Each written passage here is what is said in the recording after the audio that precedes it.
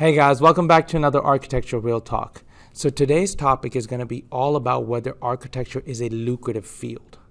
And there's a lot of difference in opinion and what it has been, and there's a lot of misconception about architecture out there already. So let's go ahead and do a deep dive from multiple perspectives. One of the perspectives I like to look at is the historic perspective.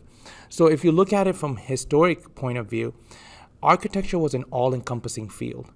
A lot of architects in the past did not have this level of complexity in architecture. There was not a lot of subsets of liability that needed to take place because the field itself wasn't that complicated.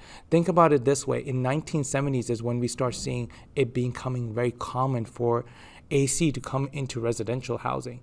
Now we have fire sprinkler codes that are going into residential communities. So if we're looking at it from that point of view, there was not that division of structural, mechanical, electrical, plumbing that it has become a modern phenomenon for architects to have. And that's an added subcontract or consultant work that needs to be paid out of the fee of architects. Then on top of that, there's also a prestige associated with this field. Architects tend to hang out at those parties. We're portrayed a certain ways in the movies as those people that are hanging out with the rich, and we're dressing the part. We're wearing a three-piece suit. We're out there eating caviar. And that's not entirely the right image because you are there as service to those contractors, to those investors, to those builders, to those clients that are uberly rich, so you can provide them a building to invest into. So your service role is somehow diminished in these particular movies. And even the whole idea that we only have one project that we focus on is sometimes a dire consequence of just how we're being portrayed, right? Another thing is, if you look at just Bureau of Labor Statistics, our salaries are not comparable. Other than certain Starchitects, and that's another genre, that there are certain architects that may have the potential to rise through becoming a firm and become what is called a Starchitect or an elite architect, or a firm that pretty much has a net worth that makes that person pretty much a rich architect. We do have that potential in our field, but overall speaking, a lot of us are stuck in intern role, job captain, project manager roles, and we do not have that opportunity to reach that level of stardom.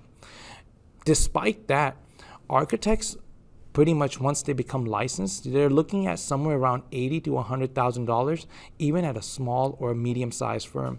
And you can look at pretty much, due to the inflation now, at 120 or like sub six figures that we can technically break into, provided that we have 10, 15 years of experience. We'll eventually get there.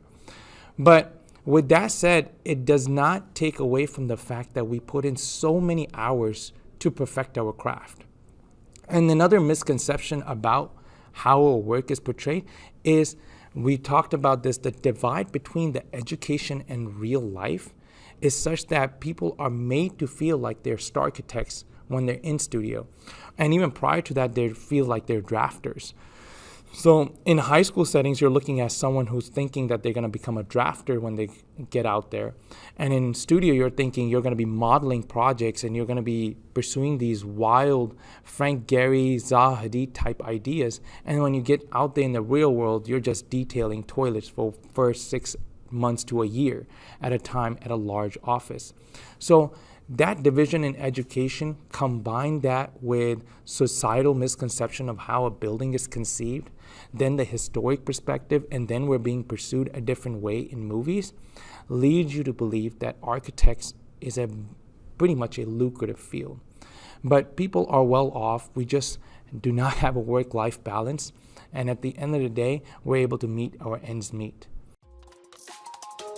Follow for more content.